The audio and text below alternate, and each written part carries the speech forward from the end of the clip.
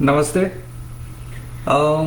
सहनाववतु सहनौ भुनक्तु सह वीर्यं करवावहै तेजस्विनावधीतमस्तु मा વિદ્વિષાવહૈ। આજની કક્ષામાં આપ સૌનું સ્વાગત છે। 14 ફેબ્રુઆરી વેલેન્ટાઇન કદાચ ઘણા લોકો ઉજવતા હશે, નવયુવાનો, અને આપણે કક્ષા કરીએ છીએ। આજે શરૂઆત કરીએ આપણે નામાનો જે આપણો કાર્યક્રમ હતો ગયા વખતનો, તેમાં જ આગળ વધારીએ છીએ। હવે તમે અનુભવ્યું હશે, જોયું હશે કે મેં જે નામાની અંદર જે એન્ટ્રી કરી હતી તેમાં જે વિગતો આપણે લેવી હતી એમાં થોડી ગરબડ થતી હતી। જેમ કે દિવસ, કલાક, મિનિટ, સેકન્ડ, એમાં એક જ અક્ષર આપણે મૂકી શકતા હતા। એનું કારણ એ કે આપણે એને અનસાઇન્ડ કેરેક્ટર તરીકે બનાવ્યા હતા, એવું ધારીને કે આપણને એક બાઇટની જે કિંમત હોય છે, મહત્તમ કિંમત એની 256, એનાથી વધારે નંબર કે આંકડાની આવશ્યકતા કે મૂલ્યની આવશ્યકતા નથી।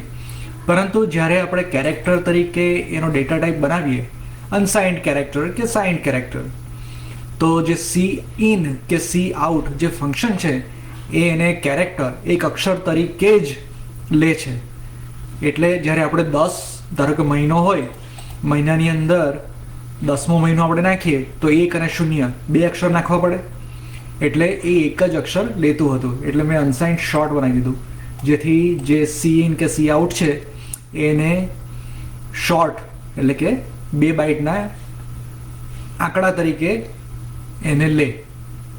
એટલે એ મેં ફેરફાર કર્યો છે સ્ટ્રક્ચરની અંદર, એ આપણી એક ભૂલ હતી। એનું કારણ છે, વર્ષોથી હું લગભગ 22 વર્ષથી C++ સાથે કામ કરું છું, પરંતુ સી ઇન સી આઉટ જ્યારે હું શીખતો હતો એ સિવાય પહેલી વાર જ એનો પ્રયોગ કરી રહ્યો છું। કારણ કે મારું કામ જે તે કમ્પ્યુટર કે મધરબોર્ડ કે એની અંદર જે મુખ્ય મગજ હોય, પ્રોસેસર, CPU કે કંટ્રોલર, તેની સાથે કામ પાર પાડવાનું, અને ત્યાં કોઈ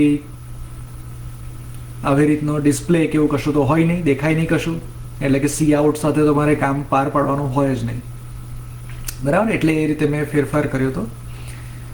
અને પછી એક બીજી બાબત આપણે, એટલે કે હું તમને કહેવાનું ચૂકી ગયો હતો કે જ્યારે પણ આપણે જુઓ, આ રકમ જે છે એ ફ્લોટ હતી। ફ્લોટ કે ડબલ કે લોંગ ડબલ, એવા કોઈ પણ ડેટા ટાઈપ સાથે પનારો પાડીએ સી ઇન માટે, તો તેમાં આપણે સી ઇન પોતે આંતરિક રીતે અમુક ફ્લેગ સેટ કરતું હોય છે, અને એ ફ્લેગને લઈને ફરી આપણે જ્યારે સ્ટ્રિંગ કે બીજો ડેટા ટાઈપ વાપરીએ, કે જેમ કે ગેટ લાઇનમાં આપણે નામ લેતા હતા, તો એ જે ફ્લેગ છે એ બધાને રિસેટ કરવા પડે। પછી આ જે જમા હતું, જમાની અંદર પણ આપણે સ્ટ્રિંગ લઈએ છીએ, પણ એ સ્ટ્રિંગમાં પણ આપણે એન્ટર કી દબાવીએ વાય કે એન પછી, એટલે કે એક જ કેરેક્ટર, એક જ અક્ષર આપણે લઈએ છીએ, તો એ જે નવી, એટલે કે એન્ટર કી જે હોય, એન્ટર કીની પણ કોઈક બાઇટ વેલ્યુ હોય છે। આસ્કીમાં આપણે જોયું હતું જૂની કક્ષાઓમાં કે દરેક કીને પોતાની એક બાઇટ વેલ્યુ હોય છે, તો એ બાઇટ વેલ્યુ હવે પછીની સ્ટ્રિંગમાં જતી રહે, એને અટકાવવા માટે આ આપણે સી ઇન ડોટ ઇગ્નોર એ લખવું પડે। જ્યારે આપણે જે એન્ટર કી હોય એને આપણે અવગણવી હોય ત્યારે, એટલે એ એક ફેરફાર છે। અને હવે આપણે જોઈ લઈએ આપણો નામાનો કાર્યક્રમ કેવી રીતે દોડે છે, બરાબર? હું બિલ્ડ કરું,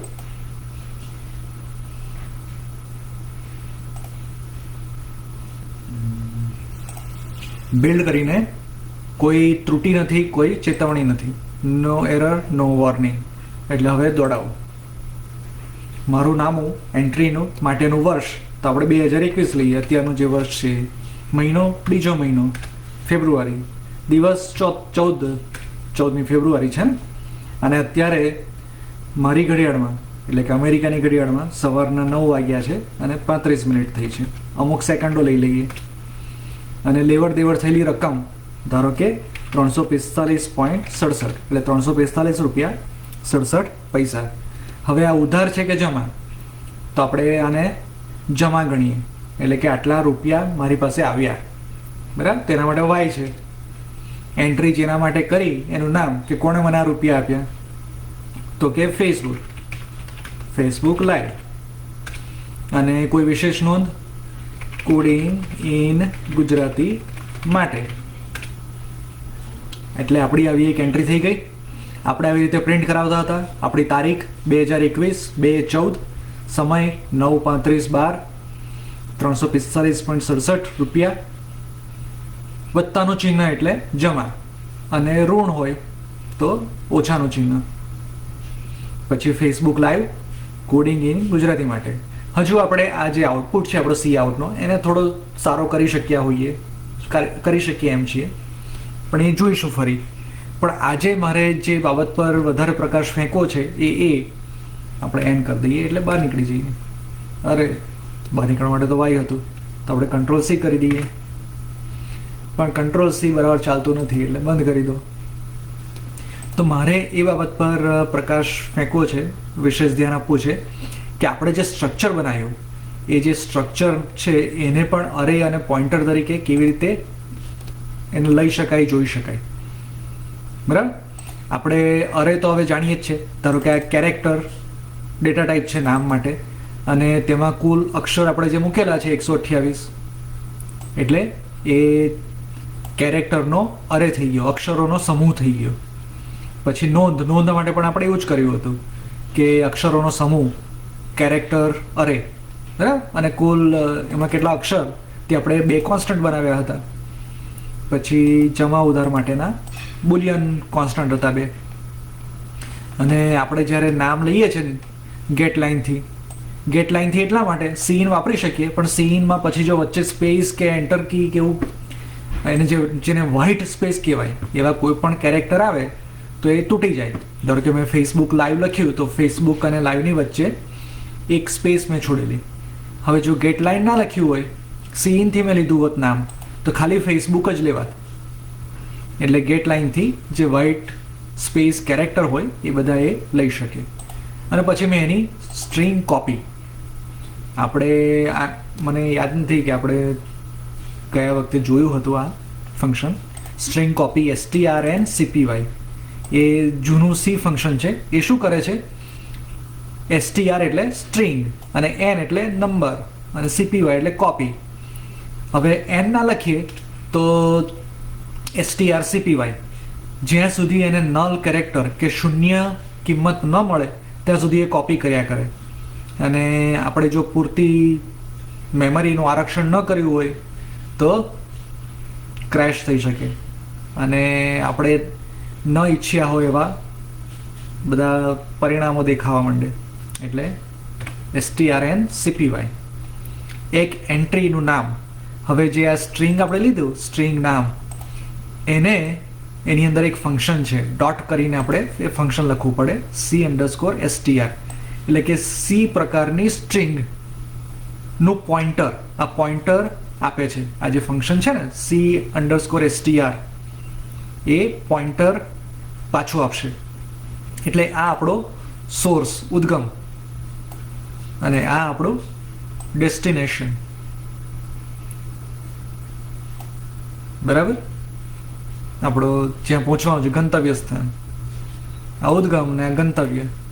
અને કુલ કેટલા અક્ષર આપણે જે કોન્સ્ટન્ટ બનાવ્યો હતો ને એટલા અક્ષર સુધી, અથવા નલ કેરેક્ટર. જો નામની અંદર જ્યાં પણ શૂન્ય આવશે, આપણે ફેસબુક લાઈવ લખ્યું અને પછી એન્ટર કી મારી તો જે આ ગેટ લાઇન છે એની આપમેળે જ અંદર છેલ્લે શૂન્ય મૂકી દેશે, બરાબર. અને એ આપણે જે સ્ટ્રક્ચરની અંદર જે નામ હતું ને તેની અંદર એની કોપી કરી દો, વધુમાં વધુ આટલા અક્ષરો સુધી. હવે આમાં પણ એક ગરબડ છે. કઈ? કે જે નામ છે, નામને પ્રિન્ટ કરીએ કે એનો ઉપયોગ કરીએ તો એમાં એક નલ કેરેક્ટર આવવો જોઈએ, નહીં તો એ ગમે તે ગરબડ ગોટાળા પ્રિન્ટ કરે. એટલે આપણે એક કેરેક્ટર ઓછું રાખવાનું.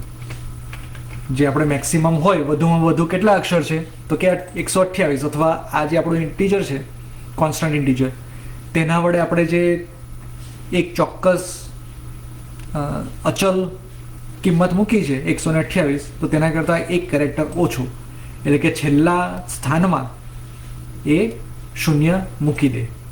બરાબર? એટલે આ strncpy નહીં મૂકે, આપણે મૂકવું પડે, પણ એ કેવી રીતે એ જોઈએ.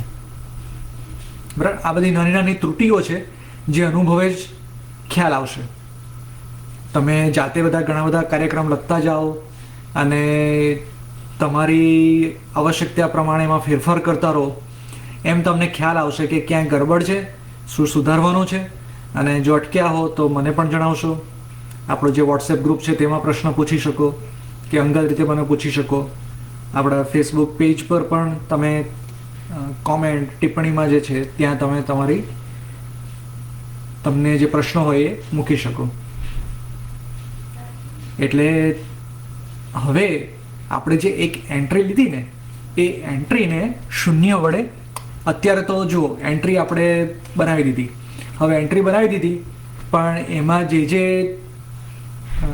એના સભ્યો છે, જેમ કે વર્ષ, મહિનો, દિવસ, કલાક, એ મેમરીમાં કોઈક જગ્યાએ એ પોઈન્ટ કરે છે, સચવાયેલા છે. હવે મેમરી આપણે પ્રોગ્રામ રન કરીએ છીએ તો એની પહેલાં તેમાં કંઈક બીજા કોઈ કાર્યક્રમની કિંમતો પણ પડી હોય, તો એને આપણે 0 કેવી રીતે કરાય? તો એક ફંક્શન છે memset, અને આપણે હવે એડ્રેસ આપવાનું એક એન્ટ્રીનું. બરાબર? એક એન્ટ્રીનું એડ્રેસ. અને મેમસેટમાં શું કરવું છે? 0. આપણે કોઈ પણ બાઇટ કિંમત આમાં લખી શકીએ, પણ આપણે 0 થી જ એનો પ્રારંભ કરીએ છીએ. અને એ મેમરીને પોઈન્ટ તો કરી દીધું, બરાબર, એને સરનામું આપી દીધું, પણ સરનામું આપ્યા પછી કેટલા બાઇટ, તો એ બાઇટ અહીંયા લખવા પડે કે કેટલા બાઇટ. તો એના માટે એક ફંક્શન છે સાઇઝ ઓફ એક એન્ટ્રી, અને અલ્પવિરામ આપી દો. એટલે આ શું કરશે? એક એન્ટ્રી, આપણે જે અહીંયા એનું નામ આપ્યું ને કે એન્ટ્રી આપણું સ્ટ્રક્ચર છે, એ સ્ટ્રક્ચર માટેનો એક વેરિયેબલ, એક ચલ, એક એન્ટ્રી, તો એનું સરનામું આપી દઈએ એમ્પરસેન્ડ વડે, અને એ જગ્યા ઉપર જઈને 0 લખવાના છે. કેટલા લખવાના છે? કેટલા બાઇટ લખવાના છે? તો આ સાઇઝ ઓફ એક એન્ટ્રી. આ શું કરશે કે એક એન્ટ્રીમાં કેટલા બાઇટ છે એ પ્રમાણે એટલા બાઇટ પર આ મેમસેટ ફંક્શન 0 લખી નાખશે. હું ધારો કે અહીંયા 12 લખું, બરાબર, આવી રીતે, તે માત્ર ને માત્ર 12 બાઇટને જ 0 કરશે, બાકીના બાઇટને 0 નહીં કરે.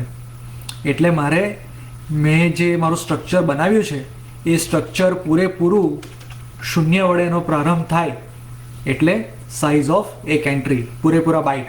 હવે આવું સાઇઝ ઓફ કેમ વાપરવાનું? કારણ કે આપણે ગણતરી કરવા જઈએ પણ ક્યાંક ગોથું ખાઈ ગયા તો એના કરતાં જે C++નું કમ્પાઇલર છે એને જ કામ કરવા દો ને.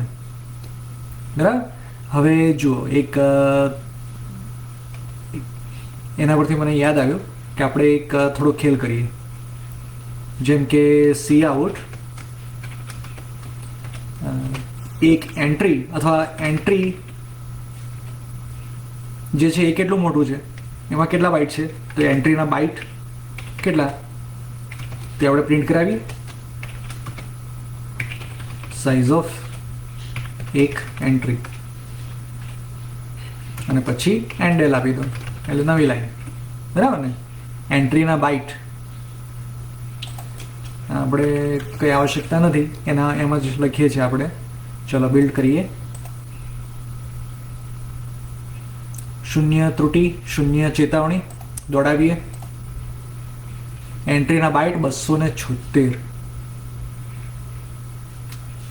276 બાઇટ. આપણું જે એક સ્ટ્રક્ચર છે આ એ 276 બાઇટનું છે. મુખ્યત્વે જુઓ, નામ અને નોંધ 128 + 128 256 એમાં જ જતા રહે છે. બરાબર? 256 અને બાકીના 20 બાઇટ. 20 બાઇટ ક્યાં ગયા? આ શોર્ટના 2 બાઇટ, એટલે 2 + 2 4, વત્તા 2 6 વત્તા 2 8 વત્તા 2 10 વત્તા 2 12 12 વત્તા 4 ફ્લોટના 16 અને 16 વત્તા હવે જો બુલિયન છે ને એ 1 બાઇટ છે, પણ સ્ટ્રક્ચર હોય એમાં પેકિંગ હોય. પેકિંગ એટલે શું કે આપણો જે મેમરી છે, આ આપણે જે કમ્પ્યુટર પર એટલે કે હું લેપટોપ પર જે કામ કરી રહ્યો છું એ 64 બીટનું છે, પણ એનો જે ઇન્ટીજર છે એ 64 બીટનો હોઈ શકે કે 32 બીટનો પણ હોઈ શકે, જે કમ્પાઇલર એના પર આધાર છે. તો મારું જે કમ્પાઇલર છે એ શું કરે છે કે 32 બીટ એટલે કે 4 બાઇટ, 4 બાઇટના ગુણાંકમાં એ પેક કરે સ્ટ્રક્ચરને, કે જેથી મેમરી સાથે સારી રીતે કામ પાર પાડી શકાય. આ બધું હાર્ડવેર પર કામ કરે, બરાબર? એટલે હાર્ડવેર એને જે વધારે સુગમ પડે તે રીતે આ કમ્પાઇલર સ્ટ્રક્ચરને બનાવે. એટલે સ્ટ્રક્ચર શું કરે છે કે બુલિયનના ભલે 1 બાઇટ રહ્યા, પણ બાકી 4ના ગુણાંક માટે 3 બાઇટ ખૂટે છે, તે 3 બાઇટ ઉમેરી દે. એ જગ્યા ઉપર કશું જ ના હોય, એટલે કે બુલ જમા, એ જમા પછીના 3 બાઇટ આપણને દેખાતા નથી, પણ જ્યારે મેમરીમાં સ્ટ્રક્ચર બન્યું ને તો એને 4 બાઇટ ઉમેરી દીધી, એટલે 3 બાઇટ ઉમેરી દીધા અને 4ના ગુણાંકમાં સ્ટ્રક્ચરની સાઇઝ એણે બનાવી દીધી, આરક્ષણ એટલું કરી દીધું.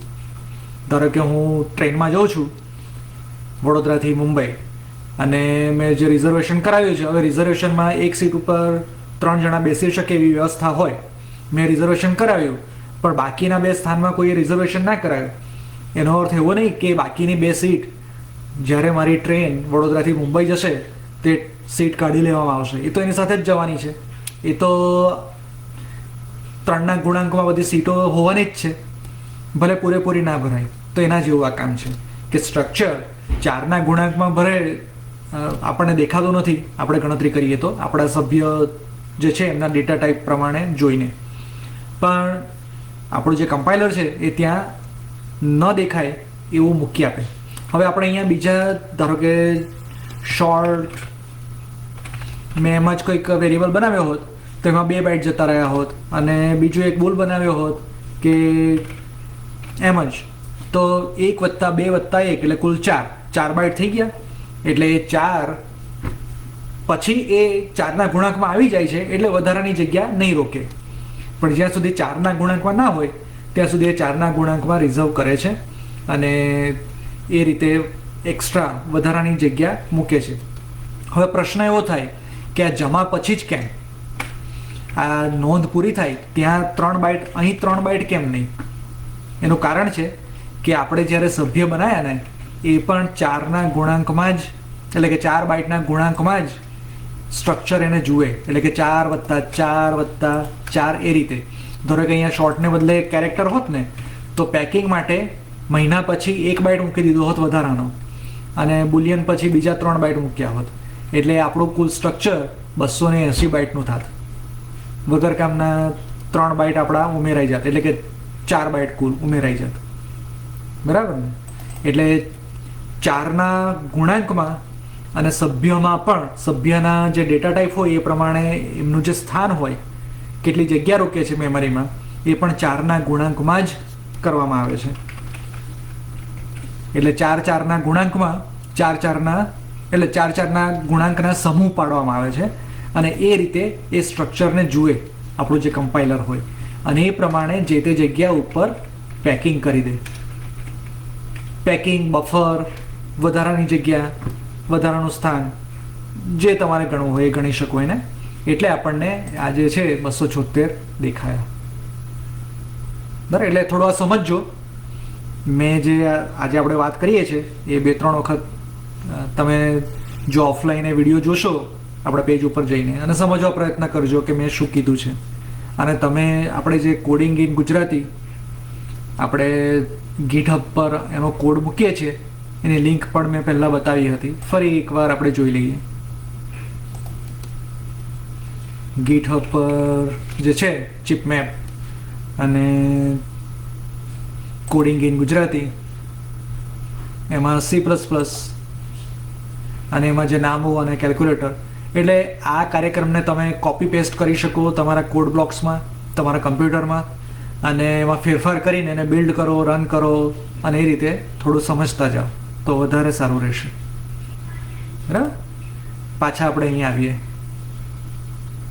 એટલે 276. એટલે મારે આ જ તમને જણાવવું હતું કે જે સ્ટ્રક્ચર છે એને કેવી રીતે શૂન્યથી એનો પ્રારંભ કરવો અને એની સાઇઝ કેવી રીતે નક્કી થાય છે. એટલે હું આ લાઈન કાઢતો નથી અત્યારે, તમારા સમજવા માટે હું રહેવા દઈશ, અને ગીટહબ પર જ્યારે આપણે મૂકીશું એટલે તમને વધારે ખ્યાલ આવે. હવે દિવસ દરમિયાન એક એન્ટ્રી નહીં પણ એકથી વધારે એન્ટ્રી થતી હોય ને, ઘણી બધી એન્ટ્રી થતી હોય, તો આપણે આ જે સ્ટ્રક્ચર છે, ધારો કે વધુમાં વધુ કેટલી એન્ટ્રી આપણે લેવી છે દિવસ દરમિયાન, તેનો પણ એક કોન્સ્ટન્ટ બનાવી દઈએ. બરાબર.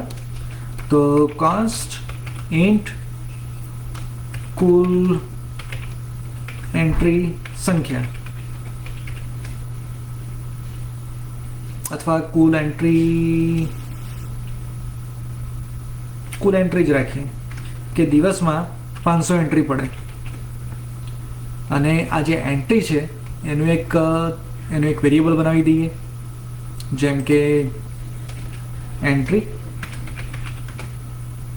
અને આ ગ્લોબલ વેરિયેબલ છે કોઈ પણ ફંક્શનની બહારનો, એટલે એને આપણે જી વડે પ્રિફિક્સ કરી દેવું, જીનું છોગું આપી દેવું, એટલે આપણને ખ્યાલ આવે કે આ ગ્લોબલ છે, ગ્લોબલ વૈશ્વિક. બરાબર. જે ફંક્શનની બહાર આપણે બનાવીએ છીએ.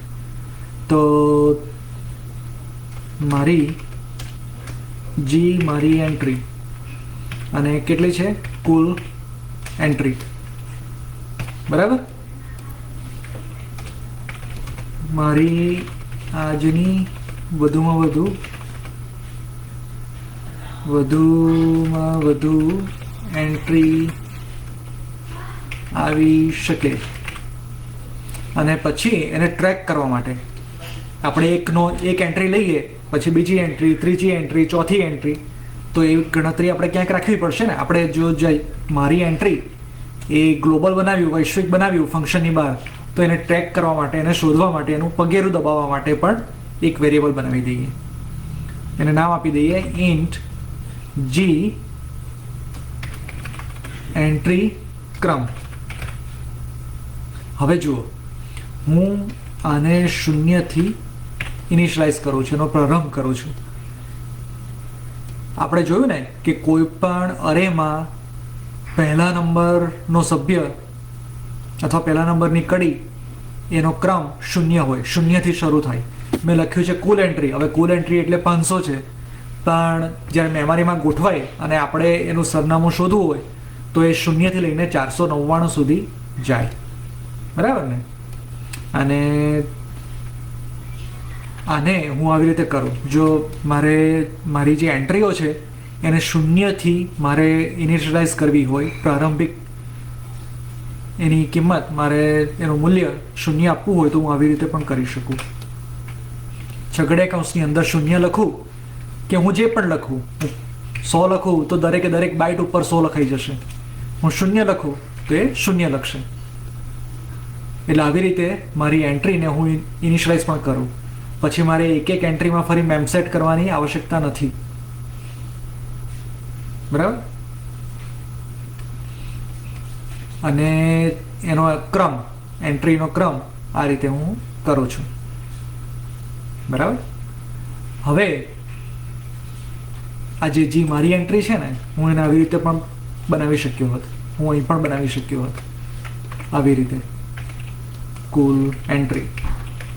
પણ ઘણીવાર આવી રીતે સમજવું અઘરું પડે કે મારું સ્ટ્રક્ચર પૂરું થાય છે, અને સ્ટ્રક્ચર પૂરું થાય ને ત્યાં જ એનો એક વેરિયેબલ, એક ચલ બનાવી દઉં. જે રીતે હું આ કરું છું કે ઇન્ટીજર સ્પેસ ને પછી જી એન્ટ્રી ક્રમ, એ જ રીતે મેં સ્ટ્રક્ચર બનાવ્યું કે સ્ટ્રક્ચર શું છે, અને એનો ચલ મેં બનાવી દીધું પછી જી મારી એન્ટ્રી.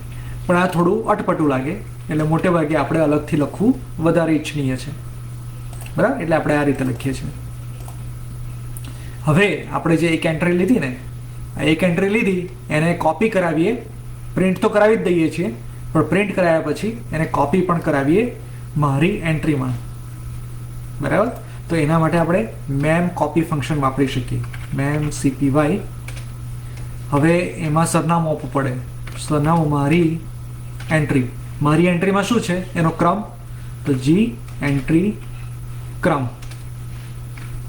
અને જી એન્ટ્રી ક્રમ ઉપર જે મારી એન્ટ્રીની કડી છે એનું સરનામું લો, અને જો આપણે એની પ્રારંભિક કિંમત, જી એન્ટ્રી ક્રમની પ્રારંભિક કિંમત 0 છે, એટલે આ 0 પર જઈને એનું સરનામું એમ્પરસેન્ડથી એનું એડ્રેસ આપશે અને કોપી કરાવશે. આપણે કોપી શેની કરાવી છે, તો કે એક એન્ટ્રી મેં જે લીધી ને એની કોપી કરાવીએ, અને પછી એની સાઇઝ કેટલા બાઇટ આપણે તો લખવા જ પડે, સાઇઝ ઓફ એક એન્ટ્રી,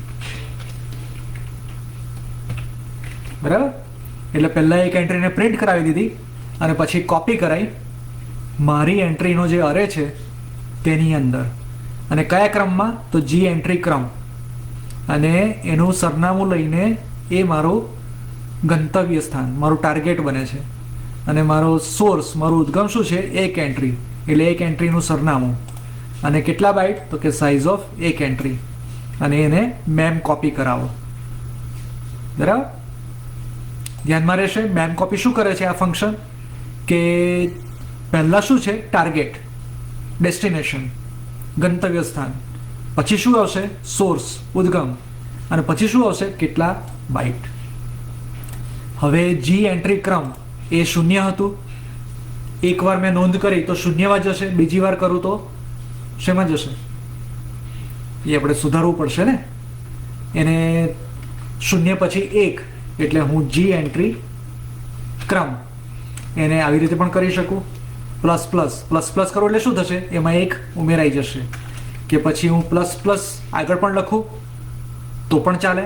એનાથી શું થશે, જી એન્ટ્રી ક્રમમાં જે હશે એની કિંમત 1 વધારી દેશે, અથવા આવું પણ કરી શકાય, is equal to G entry ક્રમ વત્તા 1.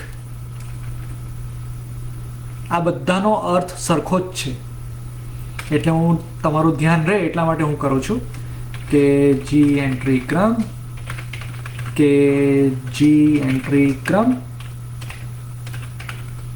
પ્લસ કે પછી બીજું પણ એક, હું આજે કરું છું ને કે જી એન્ટ્રી ક્રમ બરાબર જી એન્ટ્રી ક્રમ વત્તા 1, તો એને આવી રીતે પણ લખાય, પ્લસ ઇક્વલ.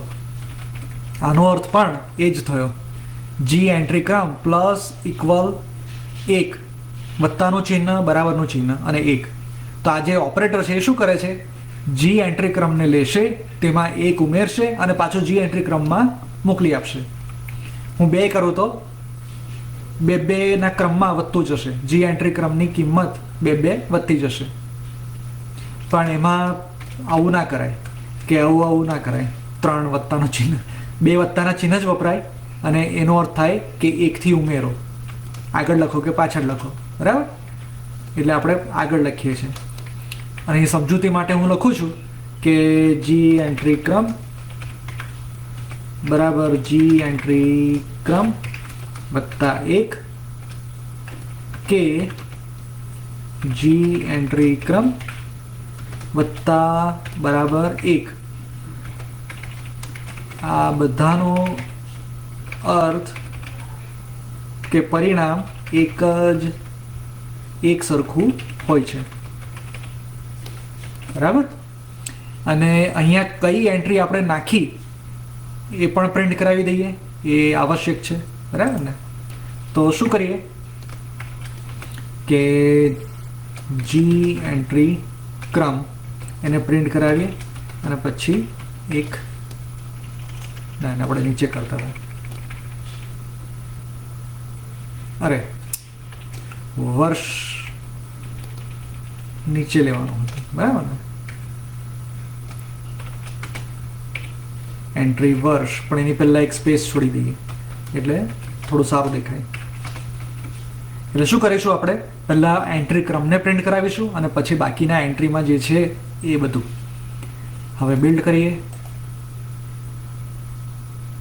કોઈ ત્રુટિ, કોઈ ચેતવણી નથી, દોડાવીએ. એન્ટ્રીના બાય 276, એન્ટ્રી માટેનું વર્ષ 2021 અને ફેબ્રુઆરી માટે 2, 14 વેલેન્ટાઇન ડે અને વાગ્યા છે 10, મિનિટ 0, સેકન્ડ 15, રકમ આપણે 10.23 આપી દઈએ.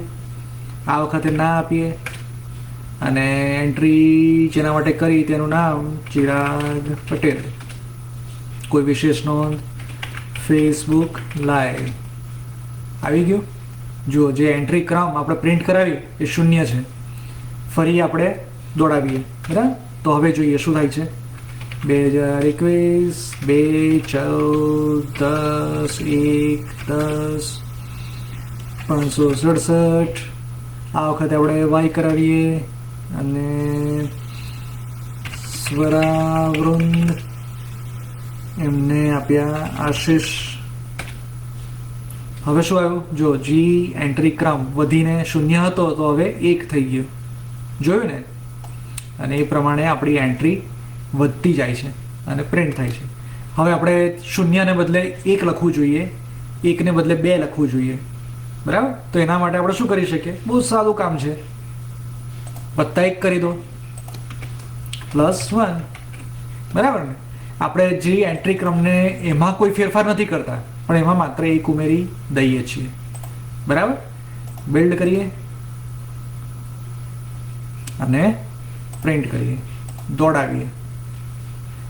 એન્ટ્રી માટેનું વર્ષ 2021, મહિનો 2, 14મો દિવસ, કલાક 10, મિનિટ 1 અને 45 સેકન્ડ, રકમ 345.6, જમા ફેસબુક અને વિશેષ નોંધ ના.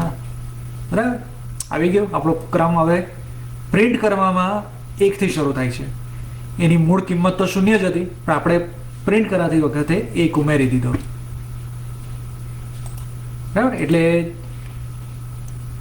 વિશેષ તો આપણે આ જે સ્ટ્રક્ચરનો અરે બનાવ્યો અને કેવી રીતે એનો વપરાશ કર્યો તે સમજવા પ્રયત્ન કરશો.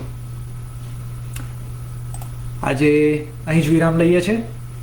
ફરી આવતા અઠવાડિયે મળીશું. તમારા પ્રશ્નો મને ફેસબુક પર કે આપણા વોટ્સએપ ગ્રુપમાં મોકલી શકો છો. અને અહીં આપણે રજા લઈએ આજે. અસ્તુ.